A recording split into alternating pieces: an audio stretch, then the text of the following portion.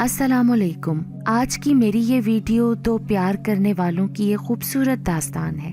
निकाह ने हलाल किया था। कमाल नहीं कि एक बिस्तर पर सोने से वो हम मिजाज भी हो जाते। उन्हें तो मिजाज आशना होना था, और ये एक रात नहीं, एक साल नहीं, और शायद ये एक जिंदगी भी ना बना पाती अगर जिद एक दूसरे पर हुकूमत करने की होती। दोनों एक दूसरे के सामने आए और फिर हमेशा साथ रहने की तमन्ना कर बैठे। मोहब्बतों की अव्वलीन दास्तान एक नई दुनिया के दर वाह करती चली गई। मान की घड़ी जब अनछुए जज्बों को गुदगुदा कर लम्हों से निकली तो उन पर जिंदगी अया होने लगी। काशिफ ने अपना घर और दिल दोनों तस्मिया के इख्तियार में दे दिए। हमें सवारो या बिगाड़ो। काशिफ ने तस्मिया की प्यारी सी नाक छूकर कहा, हमें लिखो और हर बार मिटा दो। तस्मिया ने भी उसकी आंखों में झांकते हुए उसके सारे बाल खराब कर दिए और एक अदा से कहते हुए दरवाजे की तरफ भाग गई। काशिफ उससे पहले दरवाजे पर पहुंचकर अपनी बाहें फैलाए उसका रास्ता रोक कर खड़ा हो गया।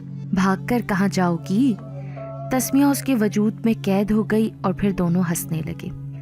रात के खाने के बाद काशिफ का मामूल था कि कुछ देर बाहर अपने दोस्तों में वक्त गुजारता था। शुरू में तस्मिया को तन्हा ये शाम से रात का वक्त गुजारना बहुत सब्र आजमा लगा, लेकिन इस एक बात के अलावा काशिफ में ऐसी कोई दूसरी आदत नहीं थी जो उसे परेशान करती। उसके आने तक वो किसी न किसी तरह वक्त को घसीट कर खुद को मसरूफ रखने की कोशिश करती। अकेली कभी डर भी जाती और वहम होता कि शायद कोई घर के अंदर दीवार फांद कर आ गया है।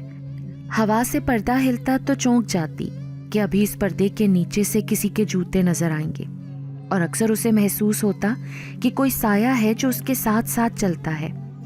काशिफ के आने पर वो ये सब उससे कहना चाहती, लेकिन उसकी मोहब्बत के वालेहाना अंदाज उसे शिकवा करने से रोक देते।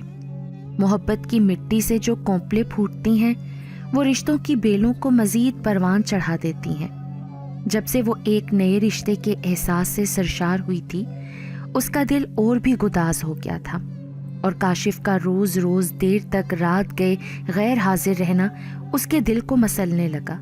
सकूते शब सहज सहज कर कतरा कतरा पलकों को शबनमी कर रही थी। वो सोना चाह रही थी, लेकिन काशिफ के बगैर उसे नींद नहीं आ रही थी। दिल चाहा उसे फोन करे, मगर इरादे टूट टूट कर उसके तकिए पर बिखरते रहे। आंखें बंद हुई तो लम्हा भर को वो माहौल से गाफिल होकर नींद से मगलूब हो गई। एक रेशमी सी हरारत उसकी सांसों से टकराई तो चौंक कर उसने आंखें खोल दी। काशिफ की मोहब्बत भरी निगाह उसके चेहरे का हिसार किए हुई थी। ऐसे क्यों देख रहे हैं? नए मेहमान ने तुम्हें और भी हसीन बना दिया है तस्मिया। काशिफ ने उसके माथे पर अपने लब रख दिए। जमीने दिल पर बारिश उतरी तो तन्हाई शिकवा कुना होने को बेकरार हुई। आप जल्दी घर आ जाया करें अब। बस चुप, सो जाओ भी। कल डॉक्टर के पास तुम्हें चेकअप के लिए लेकर जाना है। मेरे आने तक तैयार रहना। वो अनसुनी करके उसके बालों को सहलाने लगा। आने वाले दिनों ने तस्मिया को खुद से भी बेजार कर दिया। ना ठीक से कुछ खाया पिया जाता और ना घर के किसी काम में दिल लगता। काशिफ अगर कोई बात करता तो बस हूँ हाँ पर ही इक्तफा करती। अगर कहीं बाहर ले जाने का प्रोग्राम बनाता तो वो भी रद्द कर देती। ऐसा करो तस्मिया, कुछ दिन अम्मी के यहाँ रह आओ। काशिफ ने उसे प्यार से कहा, मुबादा कोई उल्टा मतलब ही ना निकाल ले। और वही हुआ। हाँ, ताकि आप जो रात को देर से आते हैं ना, वो भी नहीं आए। क्या मतलब है तुम्हारा तस्मिया? मतलब साफ है काशिफ, जहाँ दिल लगता है ना, अब वहीं रह जाएं। और क्या? तस्मिया से चुप नहीं रहा गया। काशिफ ने कोई जवाब नहीं दिया और ऑफिस जाने की तैयारी करते हुए सोचता रहा कि तस्मिया का शायद ऐसी हालत में ये रद्द अमल फितरी था। कुछ महीनों बाद सब कुछ ठीक हो जाएगा। तस्मिया के यूं बेजार रहने पर काशिफ के अंदर एक बेचैनी सी कुंडली मार के बैठ गई और उसे अपनी अम्मा की याद शिद्दत से सताने लगी। हफ्ते में एक दिन जरूर वो उनसे बातें करने जाता था, और अब नई जिंदगी उसे रास आने लगी तो अनमोल सूरतें और कीमती यादें क्यों फरामोश होने लगी। कब्रिस्तान की खामोशी में उसकी पुरसोस तलावत एक एहसासे ज़िया को पुकार कर हर चीज के फानी होने का इकरार कर रही थी। सुर्ख गुलाबों से मोतर अम्मा अब्बा की कब्रों की मिट्टी में उसके आंसू मिल रहे थे। लड़के नहीं रोते, अम्मा ने उसके गाल साफ करके चूमे। मगर अम्मा, जब तुम रोती हो तो एक लड़का नहीं बेटा रोता है। वो लड़का नहीं बेटा होने पर फख्र करता, मगर उसकी उलझन ना सुलझ सकी कभी। अम्मा, तुम्हें कहीं चोट भी नहीं लगती और तुम फिर भी रोती हो। और अम्मा उसे अपने सीने से लगा लेती। माएँ अपने बच्चों से कितना कुछ छुपाती हैं, खासकर अपने दुख। अम्मा के रूप में उसने औरत की वो मेराज देखी थी कि दुनिया की हर औरत उसकी नज़र में हमेशा काबिले एहतराम ही रही। अब्बा का रोब और डर उसके कद के साथ ऊंचा होता गया। उसे उन दोनों के रिश्ते की समझ उनके दुनिया से चले जाने तक भी नहीं आई। उनके दरमियान ताल्लुक की ठंडक जब बढ़कर जज्बों को सर्द कर देती तो दोनों दो मुख्तलिफ दुनियाओं के लोग लगने लगते, लेकिन जुदा भी ना होते। उसे एक ऐसा मर्द नहीं बनना था जिसके साथ रहते हुए औरत को चोट तो नहीं आए, लेकिन आंसुओं की तस्बीह बतौरे गवाह उसे मुल्जिम के कटहरे में खड़ा कर दे। तस्मिया की नज़रों को तो वो रोज़ पढ़ता था और नज़रअंदाज कर देता था, लेकिन अब उसकी शिकायत लफ्ज़ों में उतर आई थी। तस्मिया का शिकवा बजा सही, लेकिन क्या शादी के बाद उसका अपनी ज़ात पर इख्तियार नहीं बचा था?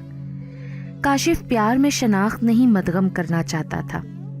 दो वजूद यकजान होकर मुआशरे के लिए फ़ाल साबित हों, ना कि नफ्सियाती और जज्बाती कश्मकश का शिकार होकर अपनी ही नस्ल को बागी कर दें। वो घर आया तो तस्मिया फ़ोन पर अपनी आपी से बात कर रही थी।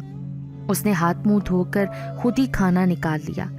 तस्मिया उठने लगी, लेकिन उसने हाथ के इशारे से उसे मना कर दिया। तस्मिया का मूड भी अच्छा था, हालांकि सुबह जिस तरह उसने रद्द अमल किया था, एक बेनाम सी उदासी सारा दिन काशिफ के साथ रही थी। यूं चुप से क्यों लेट गए? तस्मिया पास आकर मोहब्बत से उसके बालों में उंगलियों से कंघी करने लगी। एक मीठे से सरूर ने उसके आसाब को सुकून बख्शा और सारे बदन से थकावट निकल गई। वो यूं ही चुपचाप आंखें बंद किए लेटा रहा। अच्छा सॉरी, कुछ बोले भी तो। तस्मिया ने काशिफ के कान पकड़कर सॉरी कहा तो वो उसकी इस अदा पर पल भर में निहाल हो गया। गुर्बतों में बस इतना फासला होना चाहिए कि दोनों तरफ से होने वाली पहली मुसाफत को दराज ना कर दे। उसे अपनी सोचों में भी काशिफ पूरे का पूरा चाहिए था।